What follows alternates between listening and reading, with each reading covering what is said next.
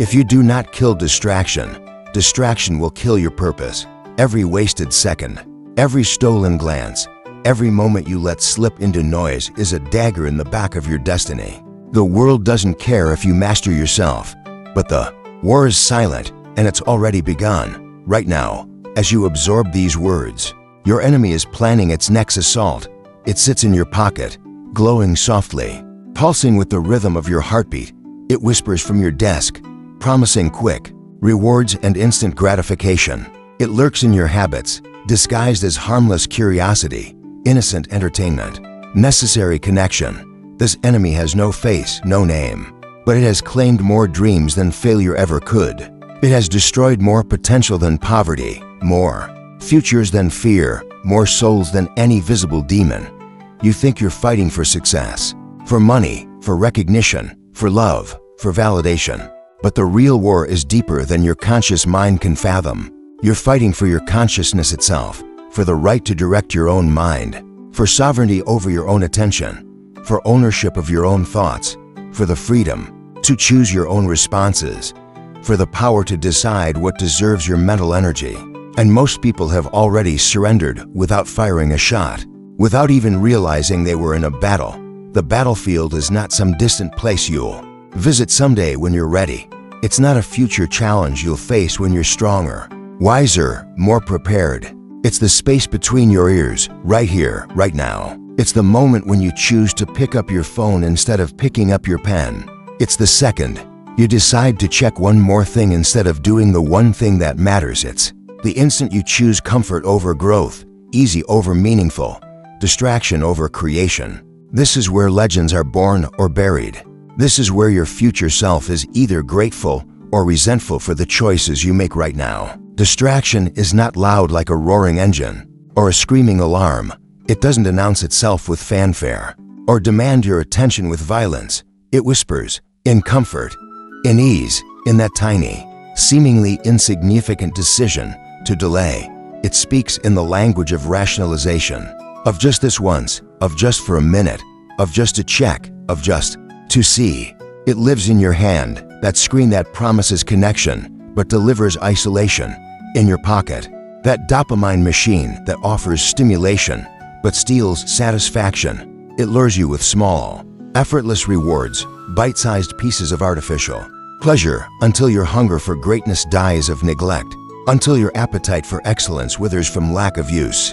The modern world has weaponized your biology against you with surgical precision. Every notification is a trigger designed by teams of neuroscientists. Every red dot is a trap engineered by behavioral psychologists. Every infinite scroll is quicksand, designed to swallow your hours whole, your days entire, your years complete.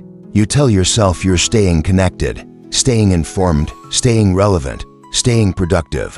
But what you're really doing is staying distracted, staying scattered, staying reactive, staying controlled. The algorithm knows you better than you know yourself.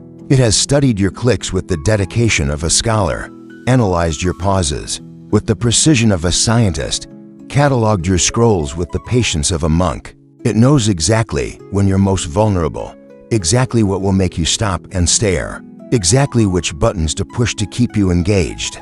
It feeds you just enough novelty to keep you hungry, just enough satisfaction to keep you coming back, just enough dopamine to keep you addicted. You think you're the customer, but you are not the customer.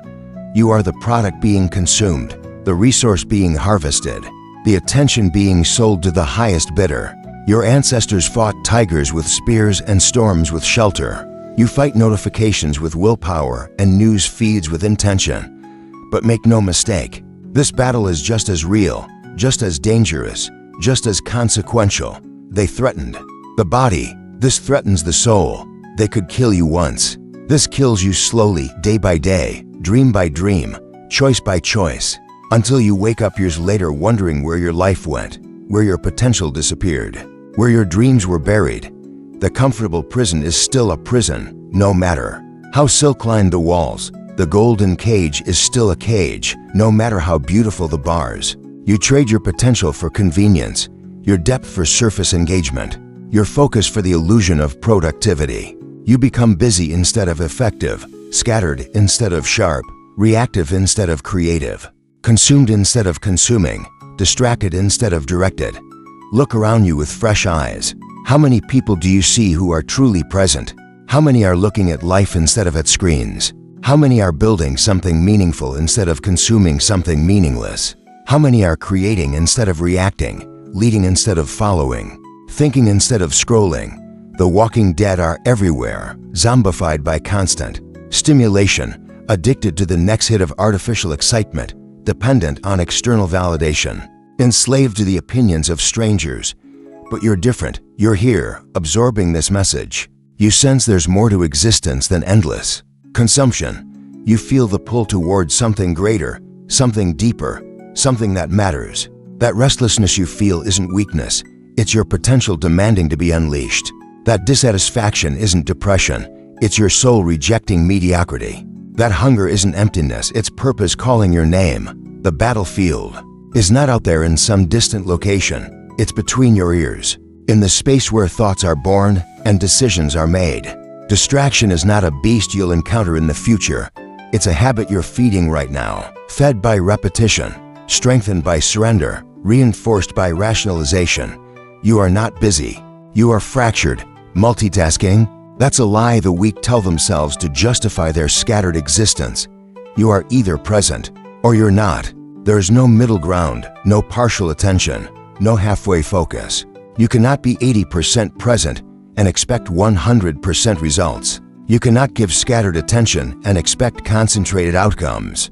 You cannot multitask your way to mastery. Science has proven what warriors have always known in their bones. The human brain cannot truly multitask.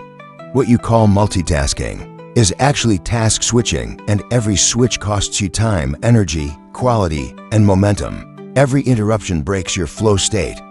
Every notification fragments your focus. Every ping scatters your concentration. You think you're doing more, but you're actually doing less, and doing it worse, with more stress and less satisfaction. The mind is like water in a still pond. When it's calm, it reflects clearly, showing you truth, revealing patterns, offering insights. When it's disturbed by constant ripples of distraction, it shows you nothing but chaos, fragmentation, confusion. Your thoughts are meant to flow in one direction, like a river toward the ocean, toward your purpose, toward your goals, toward the person you're becoming. But distraction turns that focused flow into a flood, rushing everywhere and nowhere. Powerful but directionless, destructive rather than constructive. Your attention is your most valuable resource. Not your time, though time is precious. Not your money, though money is useful. Not your connections, though relationships matter. Your attention, where you place your attention determines the quality of your experience. Where you place your attention determines what grows in your life. Where you place your attention determines who you become. Attention is the currency of consciousness, the raw material of experience, the tool that shapes reality. The advertisers know this truth and exploit it ruthlessly. The social media companies know this and build their entire business model around it. The news outlets know this and craft their content to capture and hold it. They are fighting a war for your attention, investing billions of dollars, employing thousands of experts, using cutting-edge technology, and they are winning. They have teams of neuroscientists, data analysts, behavioral psychologists, and addiction specialists whose only job is to capture and hold your focus. What do you have? Good intentions and willpower. That's not enough. You need a strategy. You need weapons. You need tactics. You need discipline. Every ping, every buzz, every flash of light is designed to hijack your nervous system with the precision of a sniper. They trigger your fight or flight response, flooding your body with stress hormones, creating artificial urgency where none exists. They make you feel like you're missing out when you're actually missing in. They create anxiety about things that don't matter while you ignore the things that do. They steal your peace and sell it back to you in bite-sized pieces. The most successful people in history were not the most talented, though talent helped. They were not the most privileged, though privilege helped. They were not the luckiest, though luck played a role. They were the most focused. They said no to 1,000 good things so they could say yes to the one great thing. They protected their attention like their life depended on it, Because it did. Because it does. Because yours does too. You want peace. You must earn it with war. You want focus. You must fight for it daily. You want clarity. You must eliminate confusion. You want depth. You must reject surface-level engagement. Set boundaries so sharp they cut through temptation. Kill your notifications like you're defending your life. Lock the door to distraction. Become unreachable when you need to reach your potential. Make your environment obey your intention. Make your habits kneel to your purpose. Make your surroundings serve your success. Focus is not something you find lying around waiting to be discovered. It's something you forge in the fire of discipline. It's something you create through conscious choice. It's something you build through daily practice. It's something you earn through sacrifice. It's something you protect through vigilance. Your environment is conspiring against your success, with every element designed to fragment your attention. Your phone wants your eyes. Your TV wants your time. Your social media wants your soul. Your news feed wants your peace. Your notifications want your presence. Your apps want your addiction. Your environment will win this war unless you take control, unless you become the architect of your own space, unless you create a fortress around your focus, unless you design your surroundings to support your highest self rather than your lowest impulses. Turn off every notification that doesn't serve your mission. Be ruthless in this elimination. Delete every app that doesn't add genuine value to your life. Remove every distraction that doesn't align with your vision. Unsubscribe from every feed that feeds you junk instead of nourishment. Be merciless. Be uncompromising. Your future self will thank you for your cruelty today. Your dreams will thank you for your discipline now. Create physical barriers between you and temptation. Put your phone in another room when you work. Use website blockers during your most important hours. Set specific, limited times for checking messages. Make distraction inconvenient and focus inevitable. The easier it is to focus. The more you'll focus, the harder it is to get distracted, the less you'll get distracted. Engineer your environment to support your intentions rather than sabotage them. Your workspace is sacred ground. Treat it like a temple dedicated to your highest purpose. Nothing enters that space that doesn't serve your mission. No clutter, no chaos, no unnecessary stimulation, no distracting decorations, no attention-grabbing gadgets, no productivity theater props, just you, your work, and the silence that allows genius to emerge. When you sit down in that space, you should feel the weight of possibility, the gravity of purpose, the presence of potential. You should feel focused before you even begin. Mastery demands one thing above all others: obsession. Not the unhealthy kind that destroys life balance, but the healthy kind that creates life meaning. Choose one thing and burn for it with the intensity of a focused flame. Not 10 things, not 5 things, one thing. Let others chase everything and catch nothing. You will chase one thing and catch mastery. You will pursue depth over breadth, quality over quantity, mastery over mediocrity. The scattered mind achieves scattered results, creating a little bit of everything and a lot of nothing. The focused mind achieves miracles, creating something extraordinary from sustained attention. When you concentrate all your energy into a single point, like sunlight through a magnifying glass, you can cut through anything. When you spread that same energy across multiple points, you barely make a scratch on the surface of anything. Look at the greatest achievers in any field. Throughout history, they are not Renaissance people trying to excel at everything.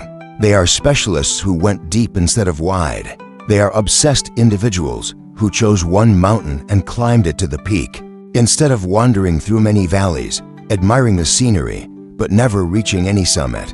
They have gone narrow instead of broad, specific instead of general, deep instead of shallow, like Musashi, the legendary samurai. With his 2 swords and 0 distractions, he trained in solitude while others trained in groups. He fought without panic while others fought with fear. He wrote without ego while others wrote for praise. He walked away from every duel undefeated, not because he was faster than his opponents, not because he was stronger, but because he was clearer. His mind was like still water, reflecting reality without distortion. Musashi understood what most people never learn in their entire lifetime. The battle is won before it begins. Victory is determined in the preparation, in the training, in the moments when nobody is watching. when there are no cameras rolling, no audiences applauding, no rewards being distributed. He didn't just practice swordsmanship.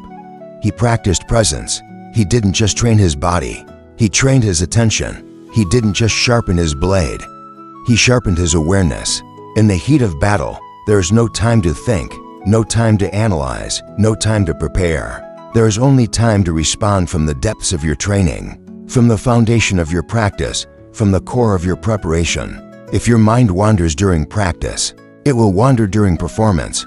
If you cannot focus when it doesn't matter, you will not focus when everything matters. If you cannot concentrate in comfort, you will not concentrate under pressure. Musashi spent years in caves, alone with his thoughts, with his breathing, with his being, sharpening not just his blade, but his awareness, not just his technique, but his presence.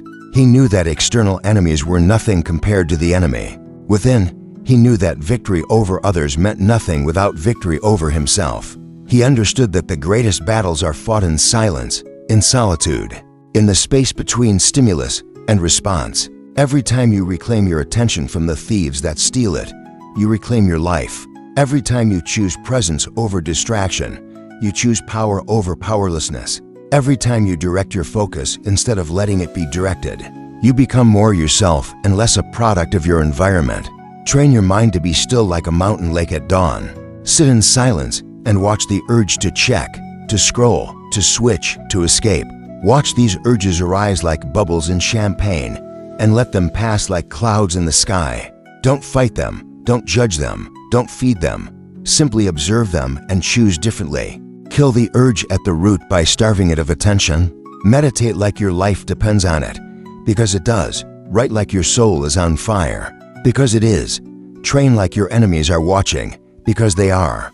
Every distraction you resist makes you stronger like a muscle under tension. Every urge you overcome builds your willpower like a dam holding back a river. Every moment you choose presence over absence, depth over surface, quality over quantity. You are becoming the person you were meant to be, the person your highest self knows you can become. Your thoughts are not you. You are not your thoughts. Your impulses are not you.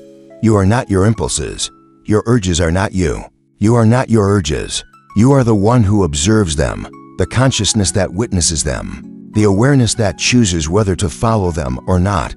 You are the director of your own mind, not the victim of its random firing. You are the captain of your own ship, not a passenger at the mercy of every wind. You are the author of your own story, not a character in someone else's narrative.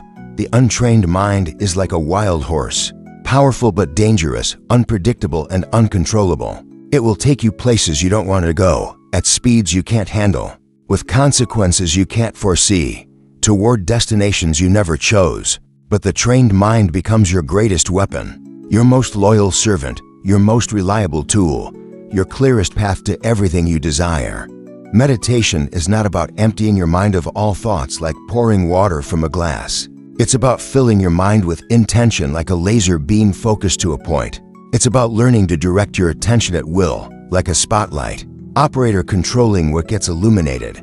It's about building the muscle of awareness, strengthening the power of choice, developing the skill of stillness that serves you in the chaos of daily life. Start small, but start today. 5 minutes of sitting, 5 minutes of breathing, 5 minutes of noticing when your mind wanders without judging it, without fighting it, without feeding it. Simply notice and return your attention to your breath. This is not about perfection. This is about practice. This is about building the foundation of focus that will serve you for the rest of your life.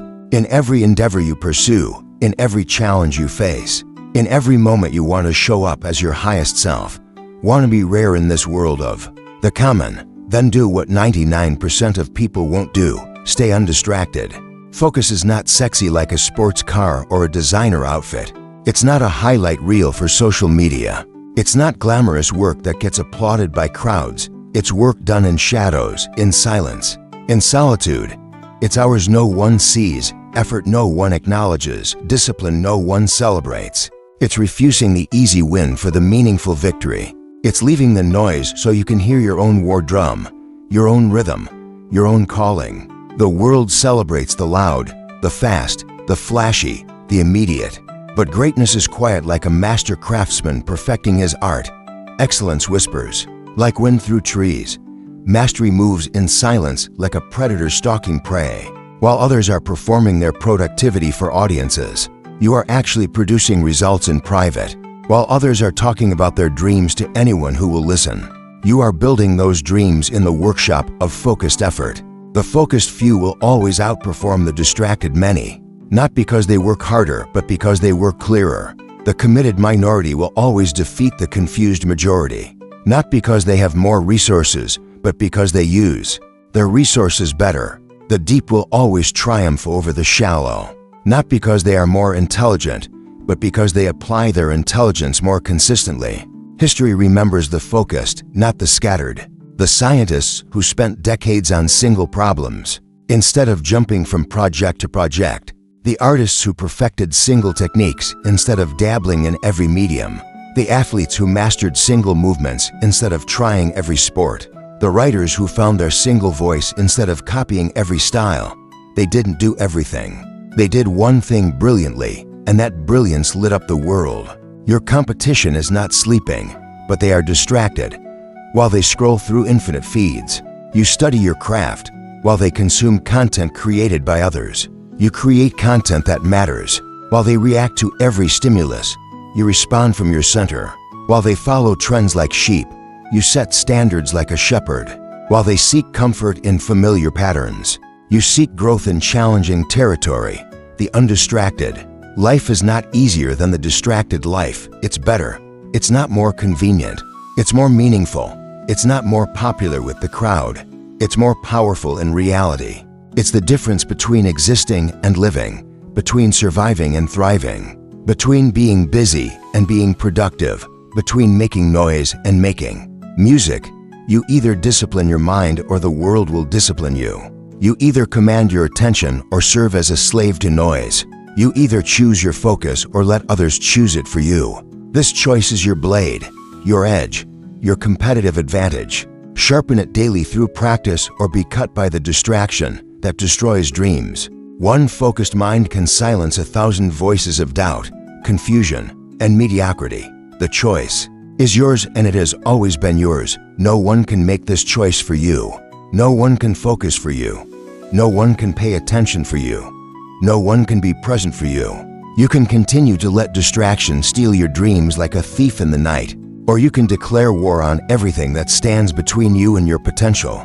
You can remain a prisoner of your impulses, reactive to every stimulus, or you can become the master of your destiny, responsive to your highest calling. The world doesn't need another distracted person scrolling through life unconsciously. It needs you. Focused, present, alive, awake, working on what matters instead of what's easy, building instead of consuming, creating instead of copying, leading instead of following, thinking instead of reacting, living instead of existing. Your time is now, not tomorrow when you feel more motivated, not next week when circumstances improve, not next month when you have more time, not next year when you have more resources. Now, your moment is here. Your battle begins today. The enemy is not waiting for you to get ready. Distraction is already at work, already stealing attention, already fragmenting focus. The question is not whether you'll fight. The question is whether you'll win. Kill distraction before it kills your purpose. Destroy it before it destroys you. Eliminate it before it eliminates your potential. The warrior within you is ready for this battle. The focused mind is calling your name. Your destiny demands this discipline. Your future self is counting on the choices you make right now in this moment. As you decide what deserves your attention, one focused mind can change everything, starting with your own life, rippling out to touch everyone around you, inspiring others through your example, leading through your discipline, teaching through your results, starting with yours, starting today, starting now. The war against distraction begins with your next choice. Choose focus, choose presence, choose your highest self. The battle for your consciousness has begun.